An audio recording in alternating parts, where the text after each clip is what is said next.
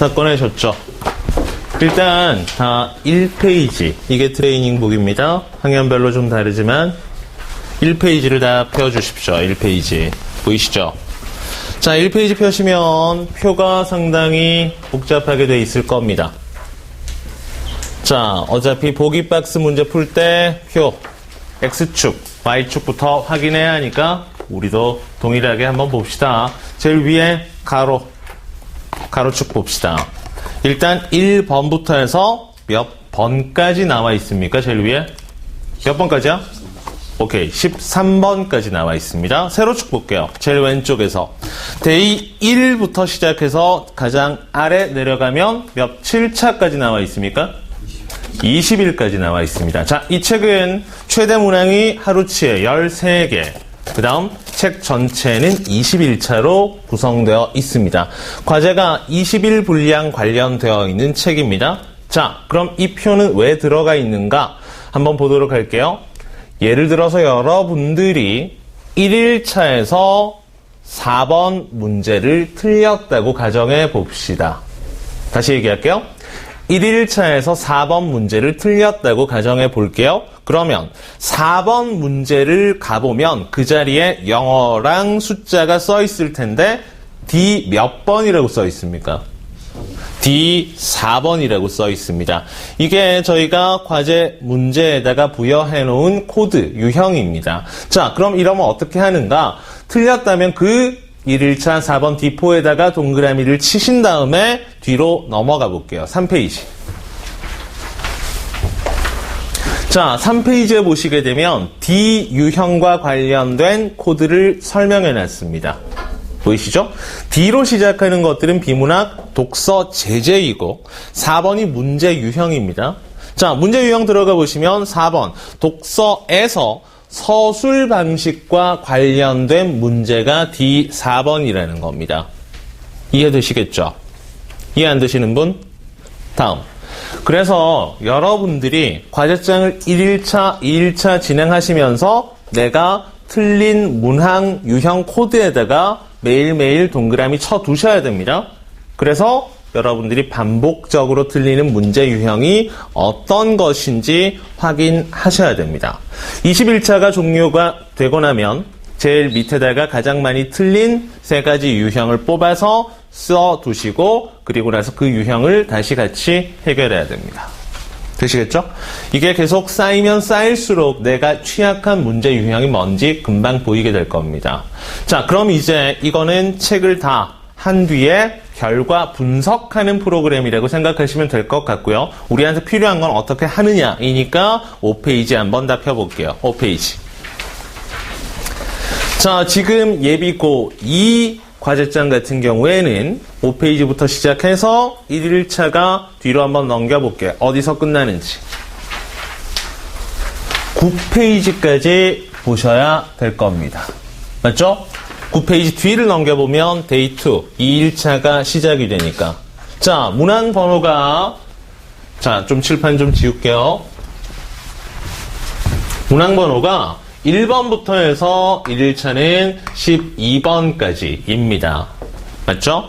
자, 하는 순서와 방법 지금 설명 바로 들어갑니다.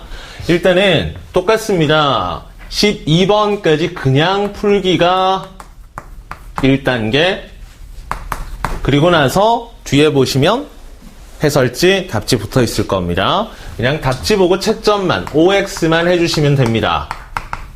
한번 끝난 거고요. 그러고 나서 이때 답 체크하실 필요는 없고 OX만 오직. 그리고 나서 내가 1일차를 다 맞았다 그러면 그냥 끝난 겁니다. 100점이다. 1단계가. 그런데 틀린 문제가 채점해봤는데 있더라 라고 할 경우에는 다시 한번 해설지 보지 않고 다시 풀어보고 채점하고 1단계를 끝내야 됩니다. 이해되시겠죠? 일반적인 방법이니까 여기까지. 자, 이때 우리가 OX 기준을 삼는 것은 맞았던 문제, 틀렸던 문제 기준을 삼는 거는 딱 2단계까지. 첫 번째 채점하고 나서 틀렸으면 다시 풀어서 맞았어도 틀린 겁니다. 되셨죠? 이해 안 되시는 분. 다음. 이제부터가 과제장 할 때 가장 중요한 겁니다. 자, 각 문제마다 밑에 한번 보시면 빈칸들이 다 들어가 있을 겁니다. 내가 고른 답의 근거, 정답 및 오답의 근거. 보이시죠? 문제마다 다 붙어 있습니다. 이 칸 채우기가 사실은 가장 중요합니다. 자, 일단 이렇게 한번 써볼게. 내가 고른 답의 근거가 있고, 그 다음 정답 및 오답의 근거 쓰는 칸. 이렇게 나뉘어져 있죠? 이 근거 쓰기를 잘 하셔야 되는데 이 칸도 다 차 있어야지 과제가 이행이 된 건데요. 맞았던 문제는 큰 문제가 없을 겁니다. 맞은 문제는 말이죠. 하나만 써 있으면 됩니다. 두 칸 중에. 내가 고른 답의 근거에다가 왜 3번이 정답이고 그 생각의 근거는 뭔지 쓰시면 됩니다. 밑에다가 쓰셔도 됩니다. 맞았을 때는. 맞았을 때는 한 칸만 채워주시면 됩니다. 답의 근거 되시겠죠? 문제는 틀렸을 때가 조금 복잡합니다. 자, 만에 하나 내가 틀렸다 라고 할 경우에는 두 칸 이상은 써 있어야 됩니다. 예를 들어 보도록 할게요. 내가 고른 답은 1번이다. 그래서 틀렸다고 해봅시다. 실제 정답은 2번이다 라고 해볼게요. 되셨죠? 자, 그러면 틀렸을 경우에는 일단 내가 고른 답의 근거에다가 하나 쓰셔야 됩니다. 내가 1번을 골라서 틀렸단 말이야. 근데 이때 근거를 어떻게 쓰냐면 문제를 풀 때 생각한 근거를 쓰셔야 됩니다. 그러면 말이죠. 질문입니다. 내가 풀 때 생각한 근거. 이거는 올바른 근거입니까? 잘못된 근거입니까? 잘못된 근거죠. 그쵸? 내가 잘못했던 생각을 기록해 두자라는 겁니다. 왜 이렇게 생각해서 틀렸는가를 나중에 보기 위해서. 되셨죠? 그러면 이제 1번이 오답이긴 하지만 왜 오답인지 밑에다가 오답의 바른 근거를 써주셔야 되죠. 이거는 올바른 생각이겠죠. 그리고 나머지 하나 더 채워야 됩니다. 뭐 채워야 됩니까? 이제 남은 게 있습니다. 뭐 채워야 돼? 정답. 그렇지. 2번인 정답의 근거까지 같이 써주셔야 됩니다. 틀린 문제만 아래 위로 다 써 있어야 된다는 얘기입니다. 되셨죠? 자, 최대 문제 13개입니다. 국어 문제 여러분들이 아무리 많이 틀려봤자 4개에서 5개일 겁니다. 하루치 풀어봤자. 보통은 2개에서 3개. 잘하는 애들은 아예 안 틀리고. 결국 이렇게 빡빡하게 3칸을 채우는 문제는 생각보다 많지가 않으니까 미뤄가지고 하루 이틀치를 몰아서 하지 않는 이상은 그렇게 크게 부담되지 않을 겁니다. 매일매일 나눠가지고 진행하시면 됩니다. 자, 문항별 근거 찾기는 이 정도 말씀드리도록 하고요. 자, 그리고 나서 이제 6페이지와 7페이지 한번 보도록 합시다. 6, 7페이지. 자, 6, 7페이지에는 비문학 독서 제재 문제들이 3개 붙어 있습니다. 4번에서 7번 사이에 붙어 있거든요. 자, 이 문제들도 역시나 근거 찾기 빈칸은 다 있고 다른 점이 있다면 7페이지 가장 마지막을 보시게 되면 문단 요약하는 것 그리고 글의 구조도 그리는 것 이게 추가되어 있습니다. 비문학 독서 제시문은 반드시 문단 요약하셔야 되고 구조도 그리셔야 되는데 자, 한번 우리 지문을 보고 생각해 보도록 합시다. 왼쪽 페이지에 나와 있죠, 지문? 몇 개 문단인지 간단하게 한번 세봐 주십시오. 몇 개 문단인가? 자, 몇 개입니까? 그렇지. 총 6개의 문단으로 되어 있습니다. 그러면 오른쪽 페이지인 7페이지에는 몇 개의 문단 요약이 나와야 된다고? 6개. 한 문장으로 줄여주십시오. 가능하면 한 문장으로. 자, 그래서 한 문장 해서 총 6개 문장이 들어가 있어야 되는 거야. 자, 문제는 그 밑에 칸입니다. 구조도 그리기. 복잡하게 생각하지는 마십시오. 일단은 이게 가로로 하는 것인지 세로로 하는 것인지도 사실은 방법이 있지만 그걸 일일이 생각하지 마시고 우리가 구조도를 왜 그리는지를 생각해 보셔야 됩니다. 선생님들이 여러분들한테 구조도 비문학 할 때 그려보라 라고 말하는 이유는 말이죠. 문단 간의 관계를 생각해 보라고 구조도를 그리라고 하는 겁니다.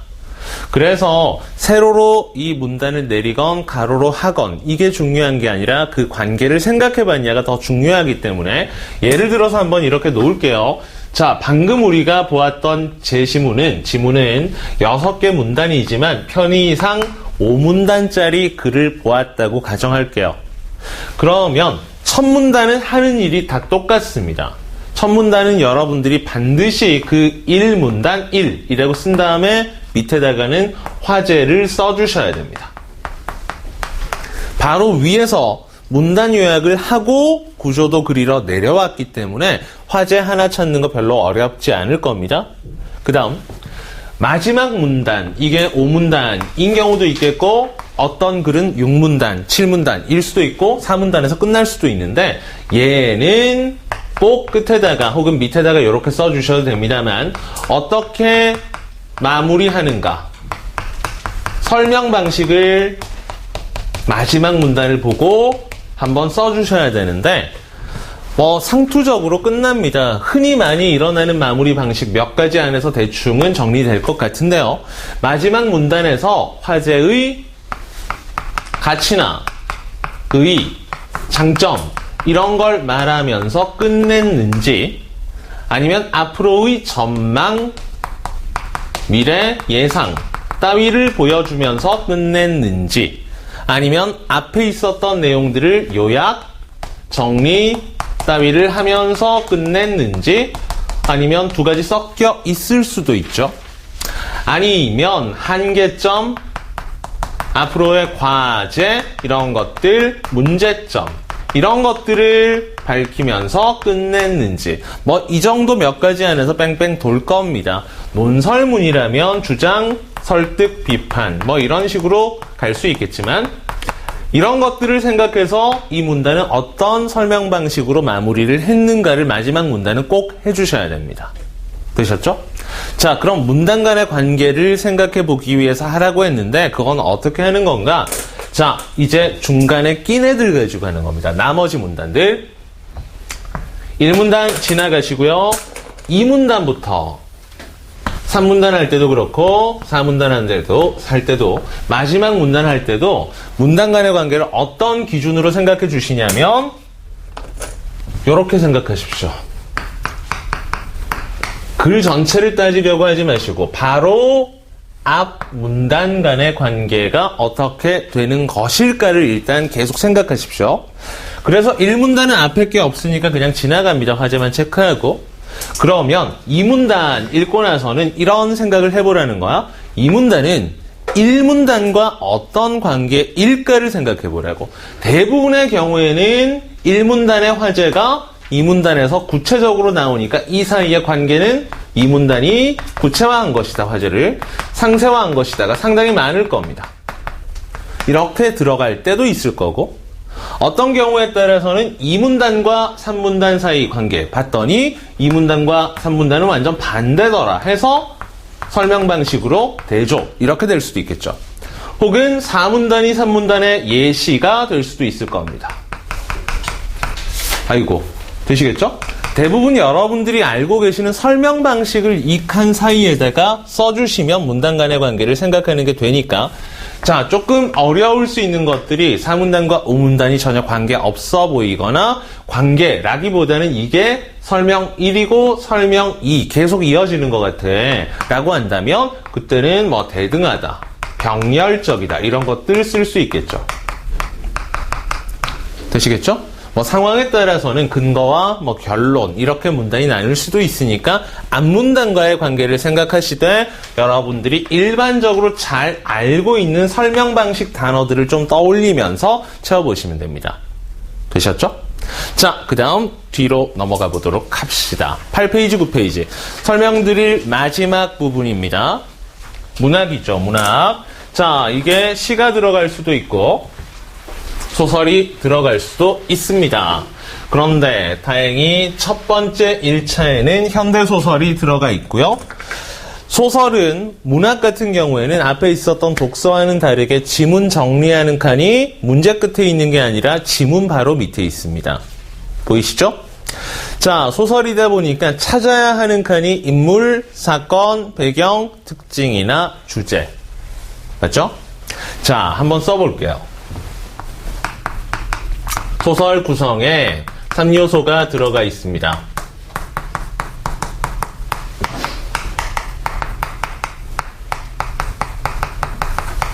자, 그런데 이 칸을 채우십시오 라고 얘기를 하니까 자습서를 찾는 사람, 그리고 혹은 인터넷 네이버 같은 데 뒤져서 채우는 사람이 있는데 전혀 그럴 필요는 없습니다.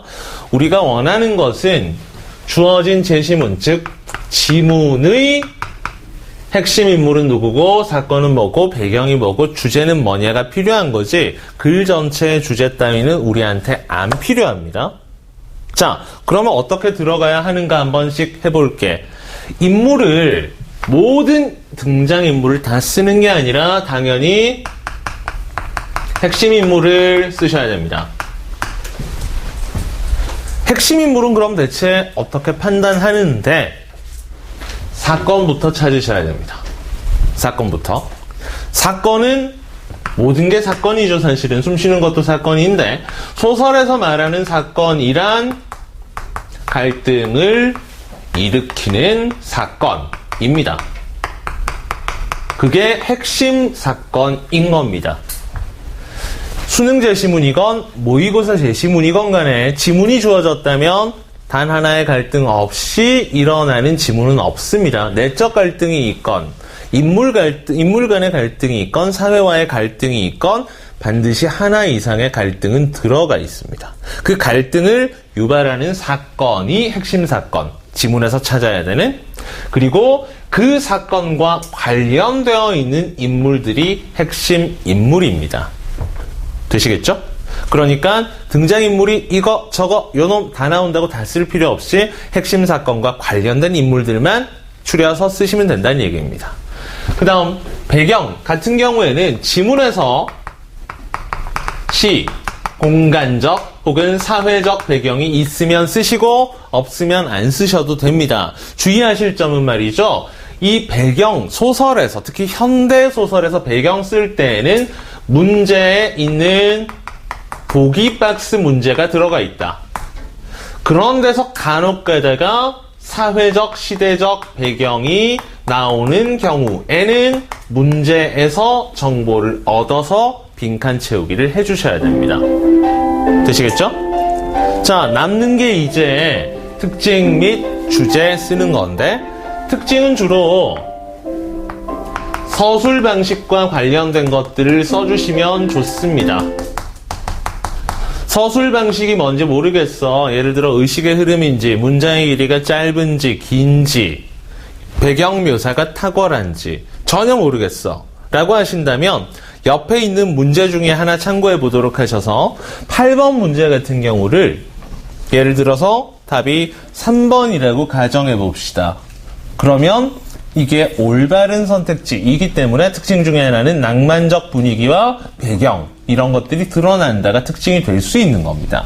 모를 때는 그렇게 한번 하시라고요. 문제를 참고해서. 자, 그런데 그것보다 더 필요한 건 뭐냐? 시점은 반드시 찾아주십시오. 시점. 1인칭이냐 아니면 전지적 작가냐, 이런 것들 정도는 반드시 해주셔야 돼. 됐죠? 자, 주제를 쓰라 그러면 상당히 어려워합니다. 이 문장 하나를 좀 받아두셔야 될 겁니다. 우리 인물 찾고 배경 찾아놨다고, 그런데 인물 찾고 사건도 찾아놨다고. 대부분 소설의 주제는 이렇게 완성이 됩니다. 사건을 대하는 혹은 사건에 대한 우리가 찾아오는 핵심 인물의 심리, 태도, 성격 따위가 주제입니다. 일단 이 문장이 상당히 중요합니다. 수업 시간에도 다시 말씀드릴 겁니다만, 주제, 사건에 대한 혹은 사건을 대하는 인물의 심리나 태도나 성격이 주제입니다. 일단 적으시고.